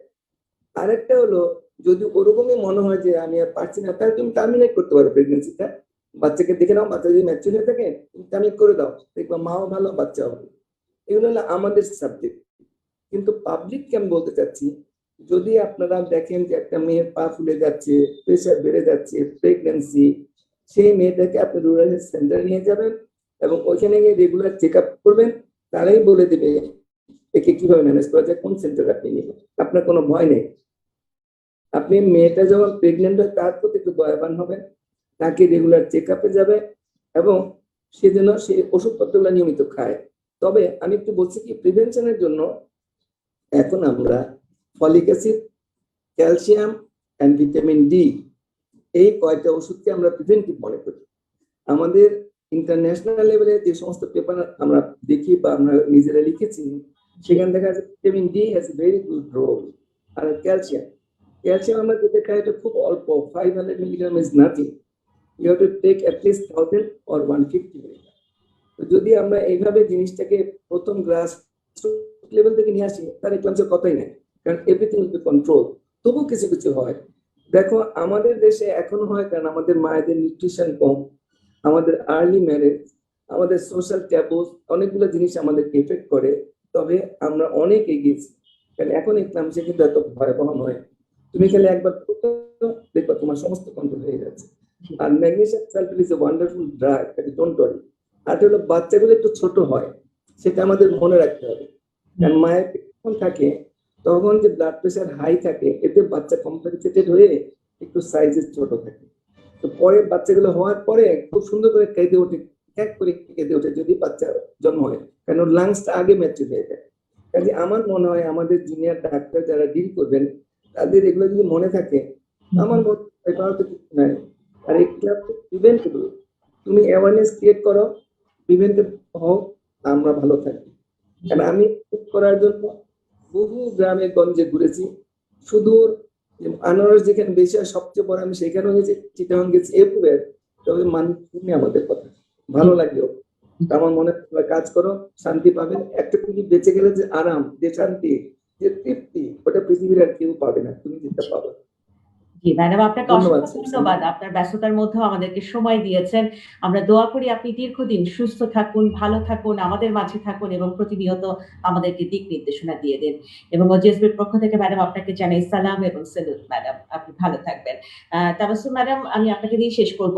যে কথাগুলো লতিফা ম্যাডাম বলছিল, আপনারা যেহেতু রেফারেল সেন্টারে কাজ করেন, কারণ আমি জানি পিএসসিতে বাংলাদেশের বিভিন্ন জায়গা থেকে রোগী আসে, সেই জায়গায় আসলে যারা রেফার করে, সেখানে কি আপনি আমাদের ডাক্তারদের জন্য একটু দিক নির্দেশনা দিবেন কিনা, যে রেফারেলটা যেন প্রপার ওয়েতে হয়? আমরা দেখি রেফারেল দিলে রেফারেল সিস্টেমে যে আমার ডকুমেন্টেশন সেটি এবং রেফার দেওয়ার সময় আমি আসলে কিভাবে একটা রোগী রেফার করব, সেই জায়গাতে আসলে আমাদের জুনিয়র ডাক্তারদের জন্য একটা দিক নির্দেশনা চাই। ধন্যবাদ শারমিন, খুব গুরুত্বপূর্ণ প্রশ্ন। কিন্তু আমি আসলে খুব আশাবাদী এবং ভালো মনে করছি এই জিনিসটা, যে আমাদের রেফারেল সিস্টেম কিন্তু আগের চাইতে অনেক উন্নত হয়েছে। একটু যেটা হবে, এটা আমাদের স্বার্থ সামাজিক পরিস্থিতির জন্য অনেক সময় রুগীরা আসতে দেরি করে আমাদের জুনিয়র ডক্টরদের কাছে, আবার আসলেও ট্রান্সপোর্টেশনের একটা সিস্টেম থাকে। তবে আমাদের ডক্টরদের জন্য আমার একটা অ্যাডভাইস হবে, এমন একটা অসুখ যেটা প্রিভেন্টেবল এবং কিন্তু হলে মৃত্যু পর্যন্ত হচ্ছে, সেই রুগীটার পার্টিকে আমাদের অবশ্যই একটা বড় কাউন্সেলিং করতে হবে, বুঝিয়ে বলতে হবে কনসিকুয়েন্স গুলো, যাবার দায়িত্বগুলো। যে টার্সিয়ারি সেন্টারে যাওয়াটা একটা একেবারে গন্ডগ্রাম থেকে চলে আসা কিন্তু এত সোজা নয়। কাজেই তাকে একটু কাউন্সেলিং যদি আমরা প্রপারলি করি, আর আমাদের ডক্টরদেরকে অবশ্যই রেফারেল নোটটা লিখে দিতে হবে। যেমন ম্যাক্সাল্প কি ও দিতে পারলো কি না, একদম গ্রাসরুট লেভেলে ম্যাক্সাল্প দিলে ডোজটা কি দিয়েছে, কি ট্রিটমেন্ট পেয়েছে, ও কি অবস্থায় পেশেন্টটাকে পেয়েছে, উচ্চ রক্তচাপ কত ছিল, কি ওষুধ সে পাচ্ছে, এগুলো যদি একটু ডিটেইলস করে দেয় এবং আর্লি রেফারাল, এটা যদি হয়। আর ম্যাডাম যেটা বলেছে খুব গুরুত্বপূর্ণ, কমিউনিকেশন। আমাদের এখন মোবাইল কার হাতে না আছে, না সবার কাছে আমাদের মোবাইল আছে, এমন কেউ নেই যে যার কাছে নেই। আমরা একটু কষ্ট করে একটু ফোন নাম্বার জোগাড় করে, ইভেন অনলাইনে আমি যদি এখন যাই সামিনা ম্যাডামের নাম্বার পেয়ে যাবো। সো আমি মনে করি যে আমরা এগুলো ইউটিলাইজ করতে পারি জুনিয়র লেভেলে, এবং একটু কমিউনিকেট করে পাঠিয়ে দিলে ইনশাল্লাহ সুন্দর ভবিষ্যৎ আমাদের জন্য অপেক্ষা করছে। এমন একটা প্রিভেন্টেবল ডিজিজ যেটা আমাদেরকে এতখানি মাতৃমৃত্যু কমিয়ে দেবে। 24% কিন্তু ইক্লামশিয়া দায়ী মৃত্যুর জন্য, মাতৃমৃত্যুর জন্য। তো আমরা এটা প্রিভেন্ট কেন করব না, আমরা যেহেতু এই পথের সৈনিক। ধন্যবাদ। ইনশাআল্লাহ আমরা সবাই মিলে কাজ করব, এবং আসলে ওজিএসবি সবসময় নারী স্বাস্থ্যের জন্য কাজ করে যাচ্ছে, এবং ওজিএসবির ঐকান্তিক চেষ্টাতেই কিন্তু বাংলাদেশে প্রি এক্লেমশিয়া এবং এক্লেমশিয়ার হারকে অনেকাংশেই কিন্তু ম্যাডাম যেটা বলছিলেন যে আগে থেকে কমিয়ে আনা সম্ভব হয়েছে। এবং আমি জানি যে যারা নবীন চিকিৎসক আছে তারাও আপনাদের দিক নির্দেশনায় সামনের দিকে এগিয়ে যাবে। তাবাসসুম ম্যাডাম, আপনাকেও অসংখ্য ধন্যবাদ। আপনার ব্যস্ততার মধ্যে থেকে আমাদেরকে সময় দিয়েছেন, এবং বাংলাদেশের বিভিন্ন সেন্টার থেকে যে হাই রিস্ক প্রেগন্যান্সি গুলো রেফার হয়ে আসে, আপনারা অসাধারণ ভাবে সেগুলোকে ম্যানেজ করে চলছেন, সেই জন্য আপনাকে অসংখ্য ধন্যবাদ। আমি আয়োজনের একেবারেই শেষ পর্যায়ে আছি। স্কয়ার ফার্মাসিউটিক্যালসকে আমি ধন্যবাদ জানাতে চাই, সায়েন্টিফিক পার্টনার হিসেবে আমাদের সঙ্গে ছিল। রাজ টিভিকেও আমি ধন্যবাদ জানাতে চাই। শেষাংশে অধ্যাপক সামিনা চৌধুরী ম্যাডাম আপনার কমেন্টস দিতে চাই বরাবরের মতোই, এবং এটি আমাদের জন্য একটি দিক নির্দেশনা হয়ে থাকে প্রতিটি পর্বেই। ম্যাডাম, আপনাকে অনুরোধ করছি। আমি প্রথমে এক্লামশিয়া রোগীদের নিয়ে আমার একটা অভিজ্ঞতার কথা বলবো, যে আমি একটা রিসার্চ ওয়ার্ক করেছিলাম গ্রামেগঞ্জে, যে এক্লামশিয়ায় যারা মারা গেলেন তাদের বাড়িতে এবং তাদেরকে যারা ডেলিভারি করিয়েছে সেরকম বাসা খুঁজে খুঁজে আমরা গিয়ে তাদেরকে ইতিহাস নিয়েছি। অধিকাংশ জায়গায় দেখেছি যে কয়েকজন মারা গেছে তারা একেবারেই তারা কখনোই অ্যান্টিনাটাল কেয়ারে আসেনি, যেটা গর্ভকালীন চেক আপ করা।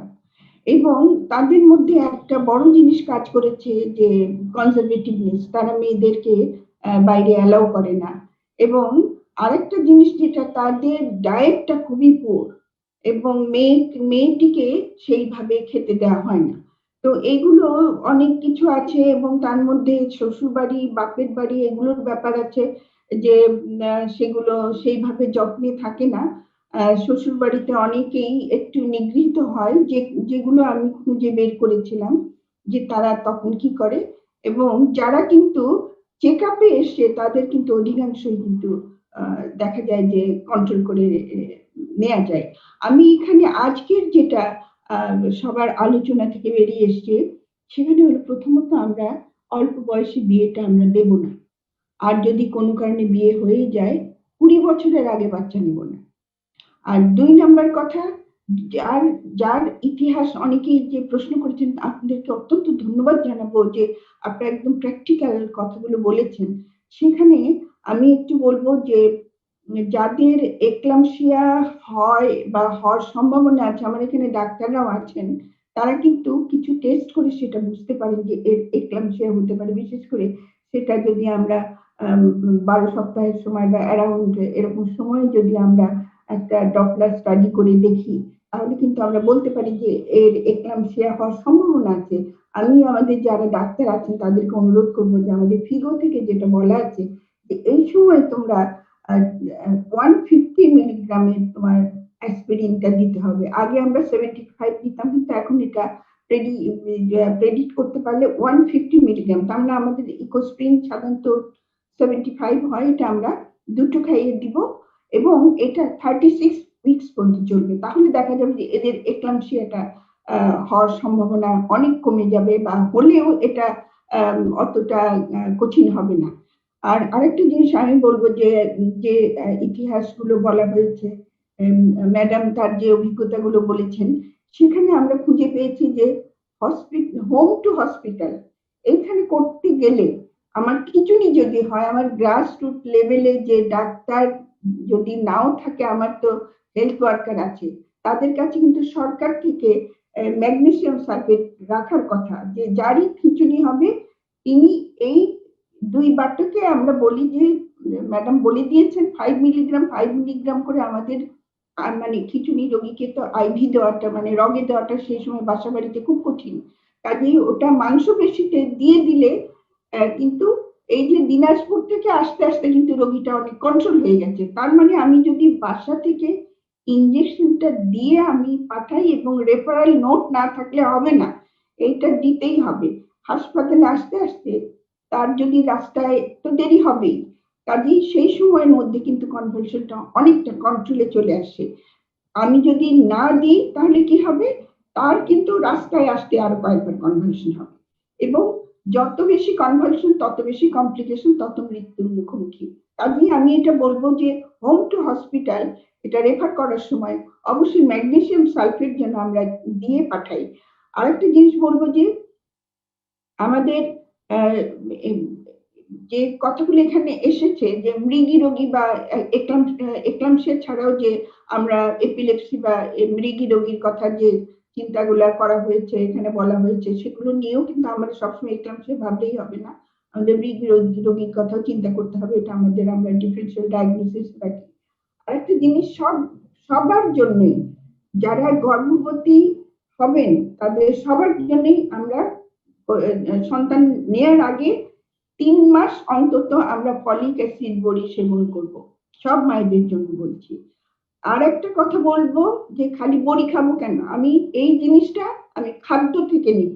আমি প্রত্যেক মাকে বলবো, যে পরিবারকে বলবো যে মায়ের নিউট্রিশনটা আপনারা দেখবেন, পুষ্টিটা দেখবেন।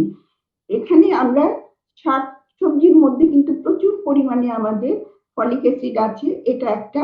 আর 2 নাম্বার হলো আমাকে ক্যালসিয়াম দিতে হবে। সেখানে আমরা দই বা টক দই খাওয়ার একটা অভ্যাস যদি করা যায়, মানে মিল্ক প্রোডাক্ট, যে কোনো মিল্ক প্রোডাক্ট, অনেকে দুধ খেতে পারে না, কিন্তু আপনার দই দিলে বা ছানা তৈরি করে দিলে সেগুলো খেতে পারে, যেটা থেকে আমার ক্যালসিয়াম আসবে। সেই সাথে আমাদের ডিম দিতে হবে বা অন্যান্য ছোট মাছের সাথে কাঁটা সহ মাছ, এগুলো প্রতিদিন তাকে দিতে হবে। যে কোনো ফল, লেবু বা যে কোনো ধরনের ফল, এটা যেন প্রতিদিন থাকে। আরেকটা জিনিস কিন্তু ম্যাডাম বলেছেন যে ভিটামিন ডির কথা। এখন তো আমরা দেখছি যে আমাদের মানে সবারই প্রায় ভিটামিন ডি ডেফিসিয়েন্সি, এবং করোনাকালীন সময় আমরা সবাই প্রায় ভিটামিন ডি টা খাচ্ছি। এবং ভিটামিন ডির যে সবচেয়ে বড় উৎস সেটা হলো রৌদ্র। এবং সেই রৌদ্রতে কিন্তু এখন যেটা হয়, আমাদের মেয়েরা এমন ভাবে ঘরের ভিতরে থাকেন যে সূর্য তাকে খুঁজে পায় না। কাজেই তার কিন্তু ডেফিসিয়েন্সি হওয়ার সম্ভাবনা, ভিটামিন ডি ডেফিসিয়েন্সি বা ঘাটতি তার হওয়ার সম্ভাবনা অনেক বেশি। এবং এই ভিটামিন ডির সাথে কিন্তু ক্যালসিয়ামের একটা সম্পর্ক আছে। তাহলে আমার আপনাদের প্রতি এটা নিবেদন থাকবে যে সবাই, গর্ভবতী শুধু না, সবাই কমপক্ষে অন্তত রোদটা একটু গায়ে লাগাবেন। একটু হালকা রোদ যখন থাকে 11টার দিকে বা এরকম সময় 15 মিনিটের জন্য হলেও, কাপড়ের মধ্যে হলে হবে না, আপনাকে একটু হাত পা গুলো একটু বের করে সরাসরি যে স্কিনের সাথে যেন রোদটা লাগে, এটা আমরা তো সবাই করতে পারি। এটা একটা অভ্যাসে পরিণত করবেন। আর একটা জিনিস আমি বলবো যে রোগীরা, আপনারা যারা প্রশ্ন করেছেন, আপনারা এখান থেকে যে আশ্বাসগুলো নিয়েছেন, সেগুলো আশা করি আপনারা পালন করবেন। আর আমি যেটা বলবো যে আমাদের যে ভ্রান্ত ধারণাগুলো সম্বন্ধে আমাদের অনেক অভিজ্ঞতা আছে, এবং আমি যে বাড়িগুলোতে গিয়েছিলাম তারা কিন্তু ওই কাজটি করেছে, যে তারা কিন্তু লাঠি দিয়ে, ঝাঁটা দিয়ে এই জিন তাড়িয়েছে এরকম। তবে এটা আমি বলবো যে এখন এই জিনিসটা অনেকটাই কমে গেছে, অনেকটা কমে গেছে। এটা একটা মানে সুখের কথা। তারপরে আমি বলবো যে এখনো যেখানে আমাদের এই শিক্ষার আলো পৌঁছায়নি, সেখানে কিন্তু আলো পৌঁছাতে হবে, না হলে কিন্তু এই মাদেরকে আমরা বাঁচাতে পারবো না। আর যেটা যে ম্যাগনেসিয়াম সালফেটের মতন যে ওষুধটা আছে, সেটা কিন্তু ইনজেক্টেবল ফর্মে আমাদের, এটা কিন্তু আবার ভুল মানে কি, অনেকেই ভাবে যে ম্যাক্সাল্ট তো পাওয়াই যায়, এটা মুখে খাওয়াই দিই। মুখে খাওয়াই দিলে কিন্তু ডায়রিয়া হয়ে যাবে, এটার সাথে কিন্তু এটার কোনো সম্পর্ক নেই। অনেকে এই ভুলটা করেন যে ওনারা ম্যাগনেসিয়াম সালফেট খাইতে বলছে, এটা কি দিতে বলছে, এটা দিয়ে দেন। এটা করবেন না। কাজে এটা কিন্তু আপনার রগে বা মাংসপেশিতে দিতে হবে। তো আমি অনেক কথা বললাম, তবে আমি এটা আশা করব যে আমরা আপনারা যদি আমাদের রেগুলার এই প্রোগ্রামগুলো শুনেন, আমরা অনেক কিছুতে আপনাদেরকে সাহায্য করতে পারবো বলে আমি আশা করি। এবং এক্লাম্পসিয়া নির্মূলে কিন্তু আপনাদের যে ভূমিকা আছে, আমরা সবাই মিলে যদি আমরা মায়ের যত্ন নিই, সময় মতন চিকিৎসা দিই, তাহলে কিন্তু আমরা এক্লাম্পসিয়া রোগীদের বাঁচাতে পারবো। পরিবারে কিন্তু একটা সুখের একটা পরিবার আমরা দিতে পারবো। অনেক ধন্যবাদ, অনেক কথা বলেছি। আপনারা সবাই ভালো থাকবেন। আর শেষ কথা যেটা বলবো, টিকা নেবেন, করোনা টিকা যেটা এসেছে আমাদের অক্সফোর্ড অ্যাস্ট্রাজেনিকা, ভালো টিকা। আমি নিয়েছি, আপনারা নেবেন, আমার কোনো অসুবিধা হয়নি। আর একটা বলবো, টিকা নিলে কিন্তু তারপরে যে মাস্ক পরবেন না তা না, মাস্ক কিন্তু আপনি ছাড়বেন না, মাস্ক পরবেন। আপনারা সবাই ভালো থাকুন। আপনাদেরকে সবাইকে সালাম জানাচ্ছি এবং দোয়া জানিয়ে আমি আমার বক্তব্য এখানে শেষ করছি। আবার দেখা হবে ইনশাআল্লাহ সামনের সপ্তাহে। ধন্যবাদ অধ্যাপক সামিনা চৌধুরী ম্যাডাম, আমাদের এই দিক নির্দেশনামূলক বক্তব্যগুলো দেওয়ার জন্য। আপনাদের তিনজনকে অসংখ্য ধন্যবাদ আজকে আমাদের সঙ্গে যুক্ত হয়ে এই বিষয়গুলোকে যুক্ত করার জন্য। দর্শক, এই ছিল আমাদের আজকের আয়োজন। আগামী রবিবার আবারও সন্ধ্যা 7টায় দেখা হবে নতুন কোনো বিষয় নিয়ে এবং দেশ বরেণ্য চিকিৎসকদের নিয়ে আপনাদের সামনে হাজির হব। আমি ডাক্তার শারমিন আব্বাসী। সেই পর্যন্ত আপনারা সবাই সুস্থ থাকুন, ভালো থাকুন। গর্ভবতী মায়েদের দিকে তাকিয়ে একটু হাসুন, একটু যত্ন নিন, 4টি ভিজিটে তাকে নিয়ে আসুন। তাহলে এক্লেমশিয়া এই দেশ থেকে দূর করা আমার আপনার জন্য কোনো ব্যাপার হবে না, কারণ আমাদের হাতে আছে মিরাকেল ম্যাগনেসিয়াম সালফেট। সবাই ভালো থাকুন, ধন্যবাদ। You are watching Raj TV, Jagorone, Bangladesh. Please subscribe.